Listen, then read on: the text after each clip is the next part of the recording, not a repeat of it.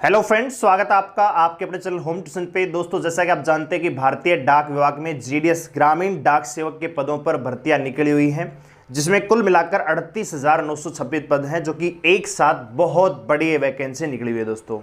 और आप ये भी अच्छे तरीके से जानते हैं कि इस भर्ती में कोई भी एग्जाम नहीं है, कोई भी इवेंट नहीं है। जो मेरिट लिस्ट बनेगी वो 10वीं के मार्क्स के आधार पर बनेगी। तो ऐसे में बच्चों के बहुत सारे डाउट हैं कि सर जी किस स्टेट से अप्लाई करना चाहिए, कितने प्रतिशत मार्क्स हैं, तो अप्लाई करना भी चाहिए कि नहीं करना चाहिए। इन सभी बातों को यहाँ पे हम क्लियर करने वाले हैं, इसलिए वीडियो को ध्यान से और पूरा देखिए।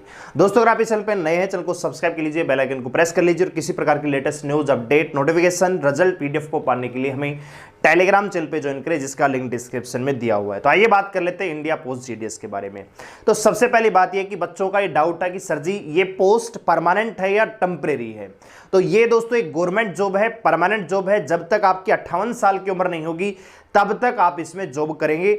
बात करें दोस्तों सैलरी, बहुत सारे बच्चे सैलरी को लेकर मजाक उड़ा रहे थे। दोस्तों, आप फैक्ट्री में कहीं काम करते हैं, प्राइवेट सेक्टर में कम से कम 12 घंटे आप काम करते हैं, तब जाके आपको महीने की सैलरी 10,000 रुपए मिलती है दोस्तों। वहीं इस पोस्ट में, ग्रामीण डाक सेवक में दोस्तों, आपको 4 से 5 घंटे काम करना पड़ता है और आपकी सैलरी 10,000 हो जाती है। अलग अलग टाइम पर अलग अलग त्यौहार आते हैं, नए नए फेस्टिवल आते हैं, तो इसमें अलाउंस भी आपको मिलते हैं, बहुत सारे बोनस भी यहाँ पे मिलते हैं, ठीक है। और साल दर साल जैसे जैसे आपकी सर्विस आगे बढ़ती है, आपकी सैलरी इंक्रीज भी होती चली जाती है दोस्तों। और यहाँ पे प्रमोशन होने के भी चांस होते हैं दोस्तों, ठीक है। और एक सरकारी जॉब है, एक प्राइवेट जॉब के तुलना में आप देखेंगे तो सरकारी जॉब सैलरी हालांकि कम है, लेकिन बेस्ट जॉब है दोस्तों, ठीक है। बेरोजगारी किस दुनिया में अभी कोई रोजगार नहीं है। 38,926 पद, वो भी बिना किसी एग्जाम के, मेरे ख्याल से गोल्डन अपॉर्चुनिटी है दोस्तों, ठीक है। तो बात कर लेते हैं वैकेंसी के बारे में। तो सबसे पहले दोस्तों, आप सभी जानते हैं पोस्ट 38,926 है और जो फॉर्म है दोस्तों 2 मई से स्टार्ट हो चुके हैं। 5 जून तक आप इस फॉर्म को भर सकते हैं। बहुत सारे बच्चे कमेंट कर रहे थे उस वीडियो में कि सर अभी फॉर्म भरा नहीं जा रहा है, फॉर्म भरे नहीं जा रहे हैं। तो आप फॉर्म थोड़ा सा वेट कीजिए, रात को भरने की कोशिश कीजिए या सुबह जल्दी भरने की कोशिश कीजिए, क्योंकि 38,926 पद है, बम्पर यहां पे फॉर्म भरे जाएंगे।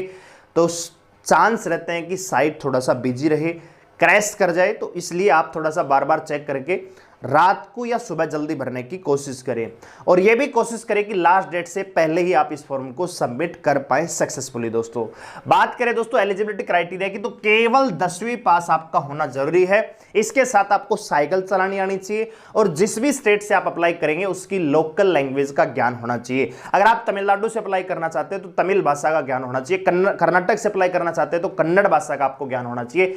यह चीज आपको दिमाग में रखनी है दोस्तों। ऐसा नहीं कि आपने कट ऑफ देखी कि हाँ भाई इसकी तो 70 जाएगी, इसकी 75 जाएगी, मैं वहीं से अप्लाई कर देता हूं, फिर बाद में आपका लोकल लैंग्वेज का ज्ञान होगा नहीं, आपको उम्मीदवारी बाहर कर दी जाएगी दोस्तों, रद्द कर दी जाएगी, ठीक है। तो यहां पे हम बात करने वाले हैं दोस्तों कि हिंदी भाषी जो स्टेट हैं वो कौन कौन से हैं जहां से आप अप्लाई कर सकते हैं और आपको कोई प्रॉब्लम नहीं होगी दोस्तों। तो यहां पे बात करें दोस्तों हिंदी भाषी जो राज्य है, आप आसाम से अप्लाई कर सकते हैं। हालांकि इसमें आसामी भाषा बोली जाती है, लेकिन हिंदी भी वहां की लोकल लैंग्वेज है, ठीक है दोस्तों। बात करें दोस्तों बिहार, दिल्ली, हरियाणा, पंजाब, राजस्थान, मध्य प्रदेश, पंजाब, हालांकि पंजाबी भी बोली जाती है लेकिन हिंदी भी वहां पे समझी जाती है दोस्तों।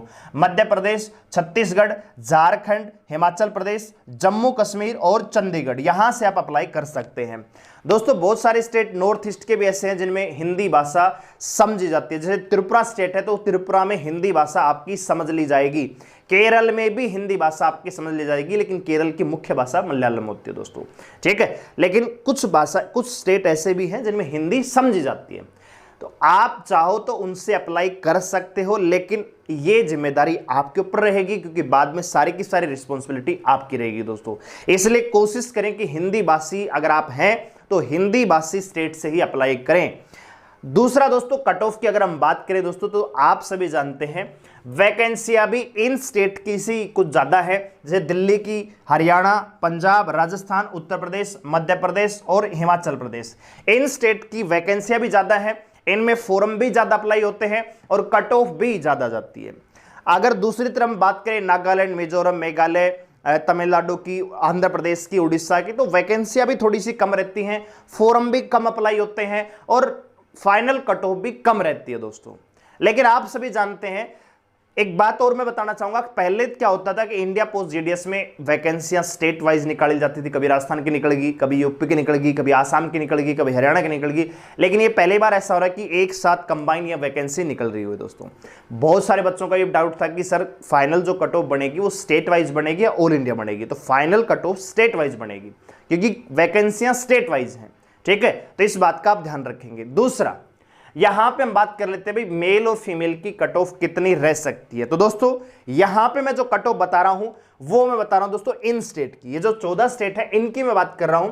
अगर आप इन 14 स्टेट के अलावा कहीं और से अप्लाई करते हैं, मान लीजिए आपने त्रिपुरा से अप्लाई करने की कोशिश से नागालैंड, मेघालय, मिजोरम, उड़ीसा, आंध्र प्रदेश, तमिलनाडु, केरल, कर्नाटक, गोवा, महाराष्ट्र, इनसे अगर आप अप्लाई करना चाहते हैं, गुजरात से अप्लाई करना चाहते हैं, तो आपके 10th में कम से कम अगर आप मेल हैं तो कम से कम दोस्तों 80% मार्क होना चाहिए। 80 से नीचे अगर है तो चांस यहां भी कम है दोस्तों। और अगर आप फीमेल पर्सन हैं इन्हीं स्टेट से जो मैंने अभी आपको बताए हैं, तो आपके कम से कम 10वीं में 75% मार्क्स का होना जरूरी है दोस्तों, अगर आप हिंदी भाषी स्टेट्स के अलावा अप्लाई करते हैं। कट ऑफ कम रहती है लेकिन इस बार इतनी कम नहीं रहेगी जितनी पहले रहती, क्योंकि वैकेंसियां पहले कम रहती थी, फॉर्म भी कम सबमिट होते थे दोस्तों। दूसरी चीज ये दोस्तों कि 2 साल का कोरोना काल हुआ, तो 2 साल से जितने विद्यार्थी 10वीं पास करके निकले हैं उनको जो परसेंटेज ऑफ मार्क्स मिले हैं वो एक एवरेज कैलकुलेशन के आधार पर मिले हैं दोस्तों, ठीक है। तो उसमें कोई परीक्षा नहीं हुई, परीक्षा देते तो हो सकता है किसी कम या किसी के ज्यादा। और दूसरी चीज ये है कि दोस्तों कि अभी बेरोजगारी की जो दर है हर स्टेट में बहुत ज्यादा है, तो हर बच्चा चाहेगा छोटी सी उम्र में 10वीं पास बिना किसी परीक्षा के जब एग्जाम हो रहा है, भर्ती हो रही है, तो क्यों ना अप्लाई कर दिया जाए।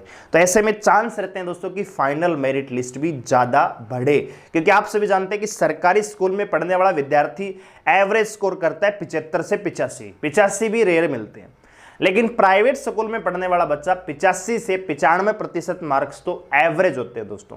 अब आप 75 और 95 का एवरेज निकालेंगे, उसके आधार पे अगर हम कट ऑफ की बात करें तो आप अपने कापे में नोट कर लीजिएगा दोस्तों।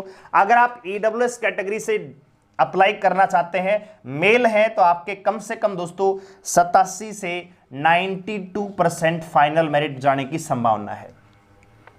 अब जिस बच्चे के मान लीजिए 80% मार्क्स है और वो हरियाणा से बिलोंग करता है, तो फॉर्म ना भरे तो बेहतर है दोस्तों, क्योंकि फाइनल कट ऑफ में नंबर नहीं आएगा। बात आ रही समझ में? हाँ, जिसके 85 है, 86 है, 84 है, 83 है, अप्लाई कर दीजिए। 50-50% चांस है कि आपका नंबर आ सकता है। ये प्रीवियस कट ऑफ के आधार पे हमने एवरेज निकाली है, क्योंकि हर स्टेट की स्टेट वाइज कट ऑफ बताना मुश्किल है, इसलिए एवरेज आपको मैं बता रहा हूं दोस्तों, ठीक है। तो अगर आप ईडब्ल्यूएस कैटेगरी से बिलोंग करते हैं, मेल हैं, तो 87 से 92, और अगर आप फीमेल हैं तो आपकी यहां पे कट ऑफ रह सकती है दोस्तों 80 से 85% ईडब्ल्यूएस कैटेगरी। जनरल कैटेगरी की बात करें दोस्तों 90 से 95% यहां पे फाइनल कट ऑफ रहती है दोस्तों। एक और चीज मैं आपको बताना चाहूंगा, ये ऐसा मौका पहली बार नहीं है दोस्तों। आपने एयरफोर्स XY का, नेवी SSR, आर्टिफिशियल इंटेलिजेंस का जो फॉर्म भरे जाते हैं 12th बेस पर, तो उसमें पहले क्या होता था, कॉल लेटर आते थे दोस्तों, ठीक है। तो कॉल लेटर भी उन्हीं बच्चों के आते थे जिनकी 12th में मार्क्स हैं वो ज्यादा हैं। बात आ रही समझ में? तो वहां भी कभी 85 वाले का आया, कभी नहीं आया, तो सेम चीज यहां पे है।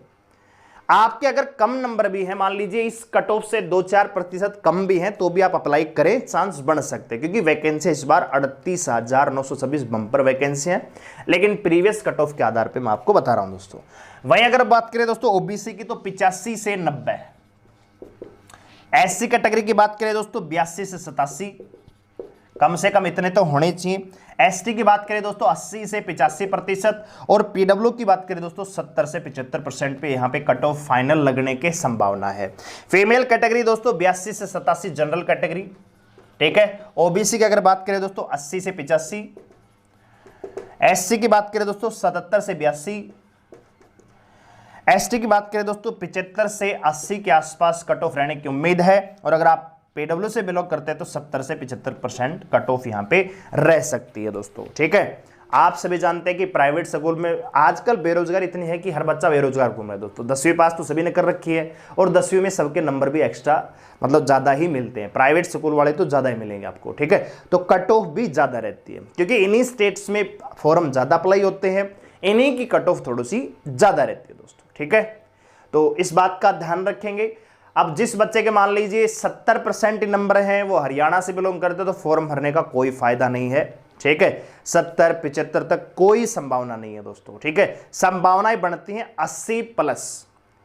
80 प्लस अगर आपके नंबर है 81, 82, 83, तो आप फॉर्म को अप्लाई करें, संभावनाएं बढ़ सकती हैं। पॉसिबिलिटी कम है, पॉसिबिलिटी तो 85 से स्टार्ट होंगी, लेकिन आप फॉर्म भरें, क्योंकि होने को कुछ भी हो सकता है दोस्तों, क्योंकि वैकेंसी ज्यादा है। कितने फॉर्म भरे जाएंगे, कितने नहीं भरे जाएंगे, वो डाटा के आधार पे बाद में पता लगेगा कि फाइनल मेरिट कितनी बढ़ेगी दोस्तों। ठीक है, क्योंकि एग्जाम नहीं है, कोई फिजिकल नहीं है, कोई इवेंट ही नहीं है, तो डायरेक्ट आपकी मेरिट निकाली जाएगी, तो उसमें संभावना यही रहती है कि मेरिट थोड़ी सी ज्यादा ही रहेगी। ठीक है, और दूसरा दोस्तों 15 नवंबर तक ये भर्ती कंप्लीट हो जाएगी। मई का महीना चला हुआ है, नवंबर में आपको ज्वाइनिंग दे दी जाएगी, तो आप फॉर्म को जरूर अप्लाई करें। और वीडियो पसंद आए तो वीडियो को लाइक करें, शेयर करें, चैनल को सब्सक्राइब करें, हमारे साथ जुड़े रहने के लिए धन्यवाद।